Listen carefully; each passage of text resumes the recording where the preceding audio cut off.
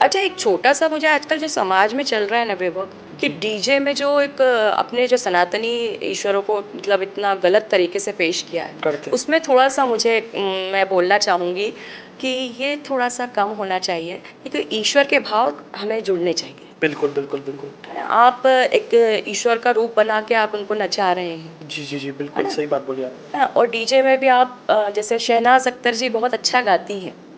मैंने जी, उनको सुना है जी। और वो डीजे के साथ उनके भजन रहते हैं। जी, जी, जी। पर उसमें जो भोलेनाथ के उन्होंने जो 2-1 भजन लिए हैं और वो भी भजन लिए हैं, हुँ, तो उसमें क्या है थोड़ा-सा वो भाव एक अलग चले जाते हैं, बिल्कुल वैभव, सही बात बोला है ना? आपने। तो ईश्वर तो बहुत अलग है वैभव, करेक्ट बात है। ईश्वर बहुत अलग है। बिल्कुल, बिल्कुल। उनको पहचानना ये मतलब हर किसी के वश की बात नहीं है।